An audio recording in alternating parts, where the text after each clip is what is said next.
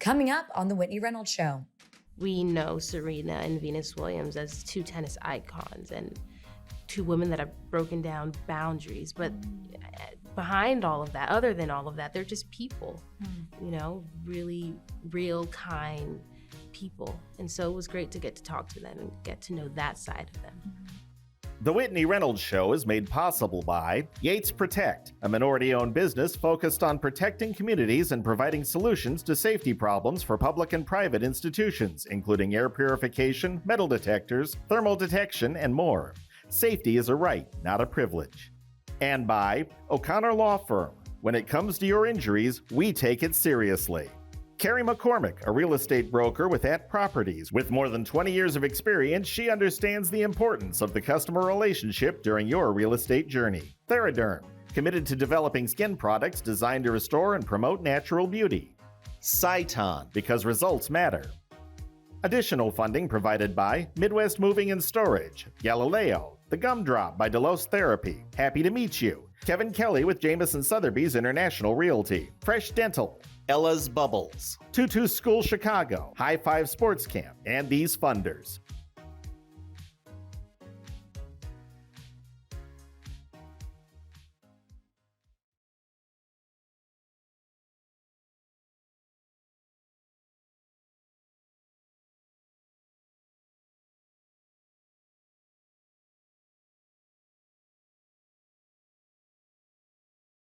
Today we are talking radical optimism. People who are believing the best is yet to come, even when they were in their hardest moments.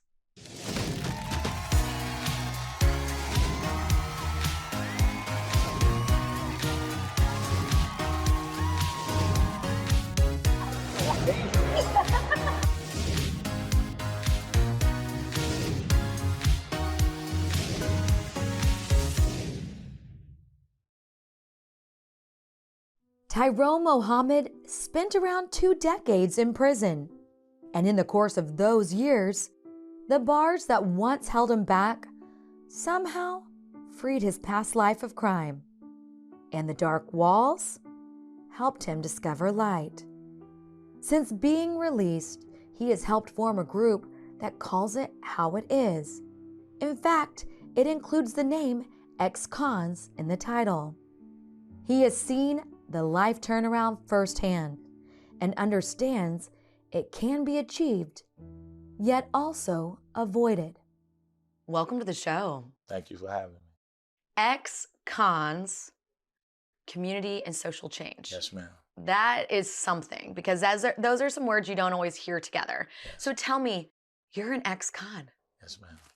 Is that weird to lead with when you meet people? No, it's not. When I was in prison and I decided that I wanted to do something to change the culture of mass incarceration, and I was trying to figure out what name, and that's as a result of observing the various types of inmates coming and going. I said, you know, we have to do something about this. I grew tired, and having a 20-year sentence, that means I've watched thousands of men come and go. It is incumbent upon us as men who've been through the system to save and prevent the next generation from coming through here. Returning citizens don't have the punch or the necessary attraction to me because the men I represent don't feel like citizens of even their own community. But this radical optimism idea, that's radical in itself, saying, okay, we're going to come out and we're going to create so much change.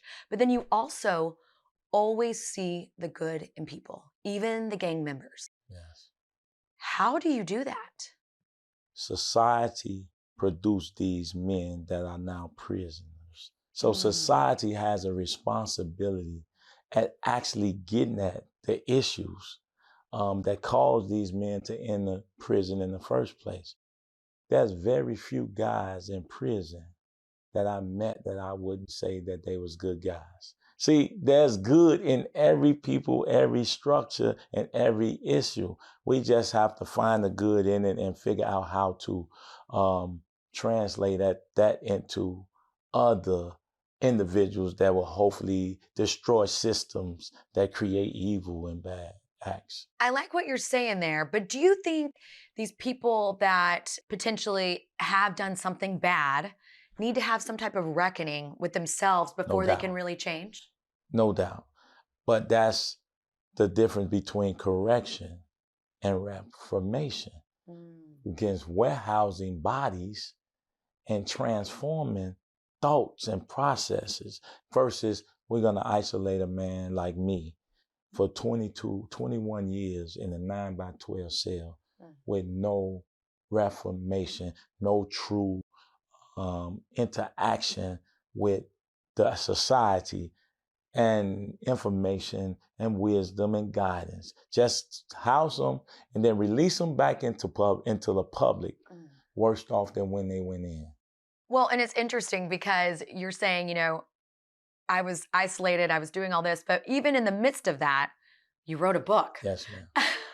You wrote a book to Yes. help people on the outside understand what's going on the inside. It was dark. It was a dark space, a dark place. And I said, no human being should have to go through this. The level of depression, anxiety, and grief that you feel. I said, you know what? I'm gonna make them wish they never locked me up. So instantly I started going to school, getting involved, being active in others' lives and transforming the young men's ideas and thoughts while I sat in prison. Because I saw that the prison officials, administrators didn't really care. And the only thing you become is a number. And I want the ex-con narrative to be punched in the face of legislators and corporate America to say, X is not just X. We X of everything negative that we ever did. And ex-con also, X represent a double entendre of X represent the mathematical equation of unknown. Yeah. You would think, if you got out of a scary situation, you might not want to get back near it. Yes, ma'am. And you're throwing yourself in there saying, I'm going to save lives. It's unacceptable for society to only have graveyards and prisons for black men and boys. They can't even get bikes, but they can get a gun. We have to take personal responsibility.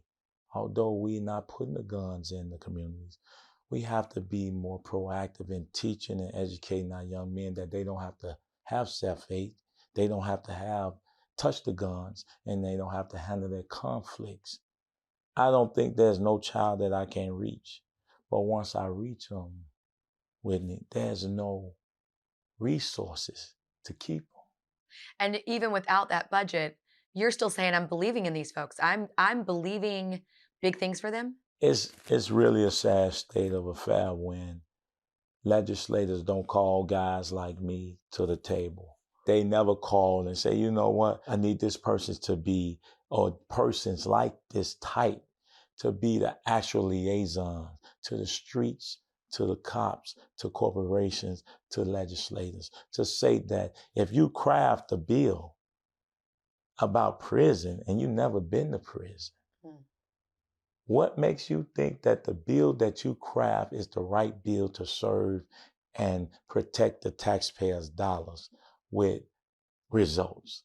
Do you ever get worried that risking your life in the middle of all this could put an end to all the good you're doing? I get death threats all the time, at least once or twice a month. But I think that because of this type of work, from history, anybody that's ever done anything good often sacrificed their life. Although you don't see it until after they're dead and gone. There's no roses till after you're dead. Then you can look at their work and their catalog and say, hey, man, this is what we was getting. We missed it. And even to this day, we probably have stopped over in the last 2 years, 200 to 300 shootings. Wow. I can't do that without interacting with certain elements. Right. But we have to, there's no life insurance for what I do. I don't receive city funding for what I do. You're just doing it because you know it needs to be done. Well, it has to be done. But even just stopping one shooting and helping change that life, you don't know, you opened this unreached potential that could have gone either way. Yes. So it could have been more shootings that came out of that potential. I mean, that's the crazy thing is like just helping one life. Could save 5, could save 10. Yeah. Yeah. It's amazing. Yeah. Well, thank you so much for coming on. Well, thank you for having me, and thank you for allowing us to get our message out. And just like Tyrone, our next 2 guests didn't give up after loss and heartache. And because of that, fate had its way. Hi, I'm Jody. I was married for 9 years. My husband was energetic, young, handsome, and my world. He and I took our daughter, Alina, who was only 3 at the time, for a bike ride. And we fell. He fell. We soon found out that he was diagnosed with 3 letters, ALS. My wife was writing a book on ALS, which she was afflicted with at the time, and wanted to use that experience to help children better understand the disease, which is difficult to understand even on an adult level. Those 3 letters, ALS, turned out to be a terminal illness. And we knew that we didn't have a lot of time. So after we processed that as a young couple with a toddler, we started writing letters, love letters, for every milestone. Both Jody and Warren's partners took to writing, one a book and one letters, trying to bring hope past the tragedy. My wife was eternally optimistic, and I think that shows through in the way she wrote the book, in that there's something to be learned here and things will work out in the end. Well, we knew Kevin was dying. He wanted us to live on. He wanted us to experience joy again. And the last thing he said was, take care of my girls and make sure that you enjoy life and find reasons to celebrate and to experience hope again. Radical optimism in legacy form. And for both Jody and Warren, they were about to start living it. So it had been about a year, and my mom sent me this article about a book. What did you learn today? And it was a book that gently explained ALS to children. I had an 8-year-old at home who needed to learn more about ALS, so it was perfect for me. I had no idea anything existed like it. And little did I know that this book would bring me to a whole other world and another family. So I got a call to have a number of books delivered, and I decided it was a good business decision to deliver them in person instead of paying to have them mailed. And as it turned out, delivering them in person was probably one of the most momentous things that has ever happened to me. So the book was delivered by this man. He was cute. And we wanted to meet again and again. And eventually we fell in love. It was wonderful. It just never even occurred to me that something so wonderful could be salvaged from such a miserable situation. And as we progressed, there was no doubt in my mind that there were 2 matchmakers in heaven that were just having a grand old time putting us together. After all that we've been through, I will always be glass half full. It's the only way to be. Next up, we take a look at a movie where radical optimism created champions. Let's take a look. The movie King Richard is based on the real-life rise of tennis legends Venus and Serena Williams, whose dad from the beginning believed his daughters were capable of anything. Tell us, what did you learn in those moments from Will Smith on the set, but then also as their dad in the movie? You know, being there, I feel like one of the lessons I've learned was just be confident in who you are. Mm-hmm. You know, that's one thing Mr. Richard was, very adamant about with his girls. Anytime they were feeling down, he would tell them, you are Venus Williams, you are Serena Williams. And so that was one thing that I learned. Be confident within yourself and just keep going. Richard always told Venus and Serena, if we're gonna do this, if we're gonna play tennis, be humble, have fun. And, when you love something so much, it doesn't feel like a job or anything. Something that Mr. Will and Richard have in common is definitely making sure that he brings up and lifts up others. So that's something that I could see the similarities between the two. And what was the pressure like playing two prominent sisters that are a powerhouse? We know Serena and Venus Williams as two tennis icons and two women that have broken down boundaries. But behind all of that, other than all of that, they're just people, you know, really real, kind people. And so it was great to get to talk to them and get to know that side of them. They showed up to set together one time, and they like completely surprised us. We had no clue that they were coming. I think we were both like losing our minds. You know, I we're definitely. freaking out. I was like crying in the corner. I was a hot mess. But when we spoke with them, it was just fun. When you found out that you were both getting these roles, what did it feel like? Oh man. Amazing. I mean, I was so excited, very excited. We had both worked so hard to finally be able to like relax and be like, oh, all this hard work paid off. It was just amazing. The story of Venus and Serena reminds us that greatness is possible, regardless of circumstances, through positivity and ambition. Now we turn to a man who was once addicted to drugs and was optimistic about his own future, and now is helping others in similar situations. Welcome to the show. Thanks, Whitney. It's great to be here. You know, your story is one that over the decades has been evolving. Talk about your lowest point in the addiction process. Lowest point in my life was a period of time where I was obviously using drugs every day, having seizures, constant search to maintain what I thought was a high at the time, but it was really just maintenance. So shooting heroin every day, smoking crack incessantly, in and out of jails and in and out of hospitals. Yeah, it was pretty horrific. It's crazy to think you had this huge life turnaround. Yeah. What got you originally into drugs?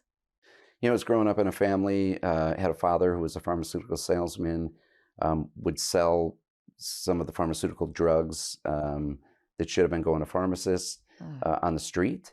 Also owned a greenhouse where he grew marijuana.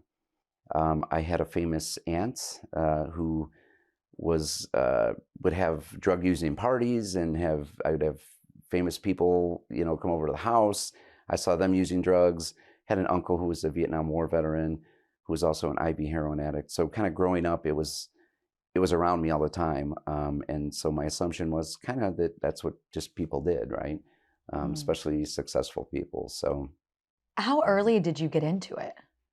First started taking my father's pills when I was about 9 years old. I got into his stash, and yeah, back then it was Black Beauties. I didn't realize what I was taking. I found out later they were Black Beauties, which is an amphetamine. But I remember taking them, and just even at 9 or 10 years old, not sleeping for days at a time.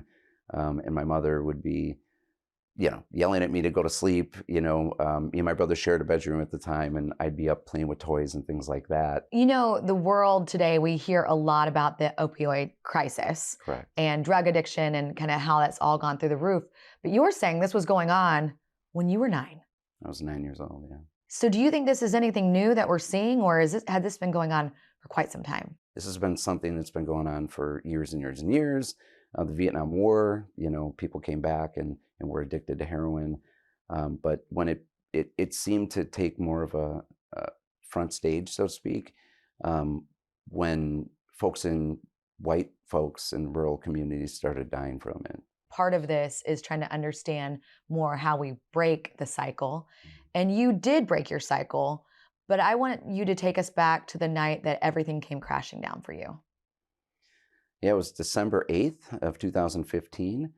I had plenty of heroin in the house, and needed some crack to get me through to the next day. And so a friend of mine and myself jumped in my mother's car. I had asked my fiance at the time to take us, and she had been going to self-help groups and got up the power, the guts to say no for the first time, which I was quite shocked by.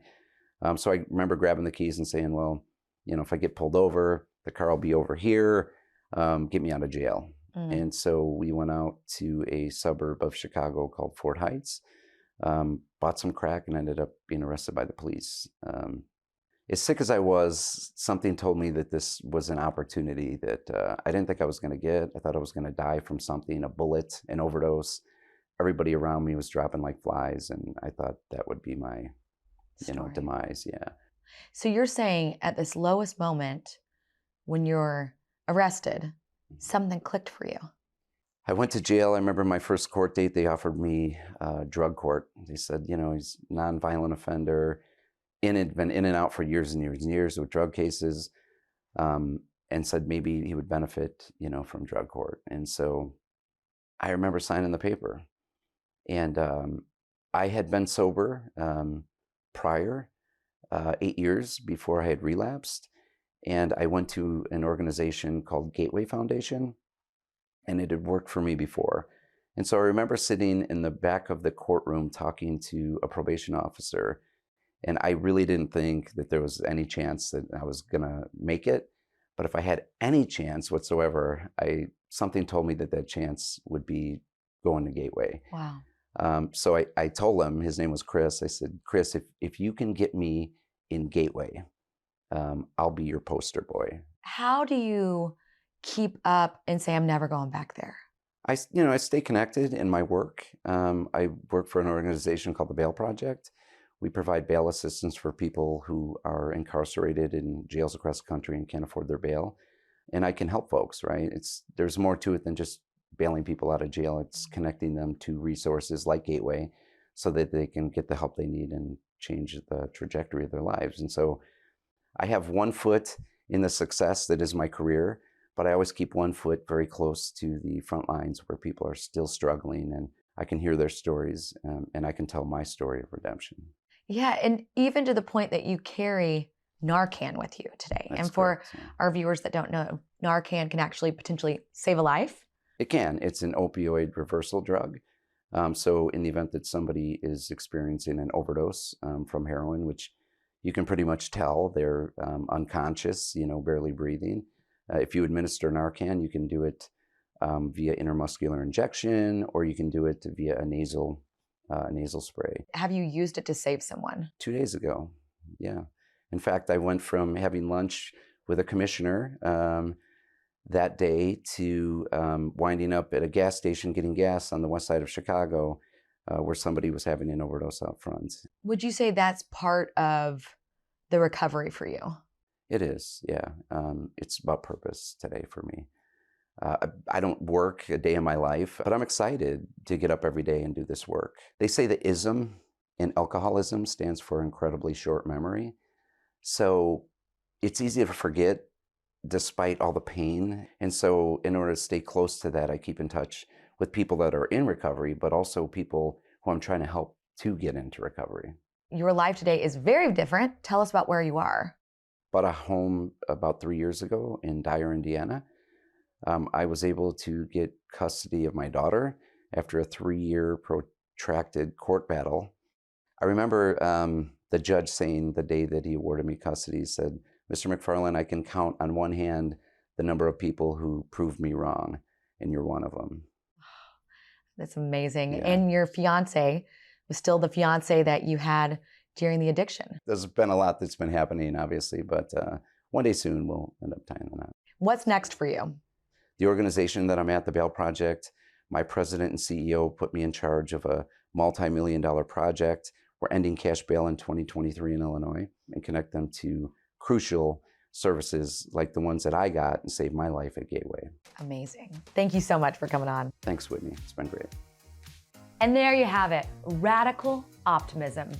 Knowing that you can get through it. That's what today's guest all believed. Remember, your story matters.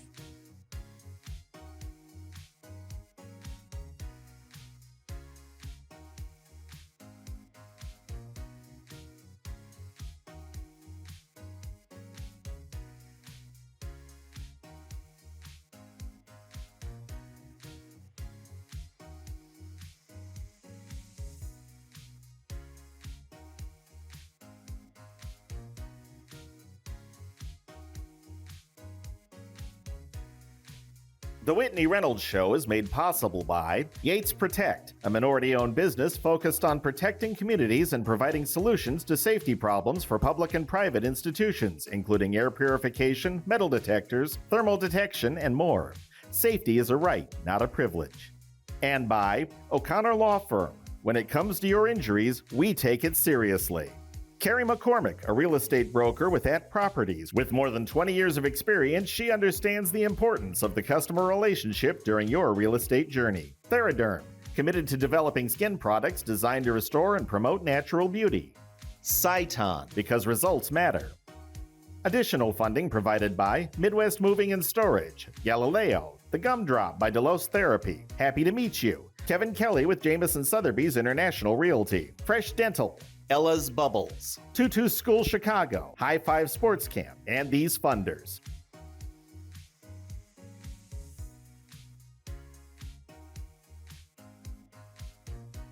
Go beyond the interview with Whitney Reynolds and her 52-week guide of inspiration. The book goes deeper into the topics you see on The Whitney Reynolds Show. To get your copy for $12.95 plus shipping and handling, go to whitneyreynolds.com/store and use code PBS.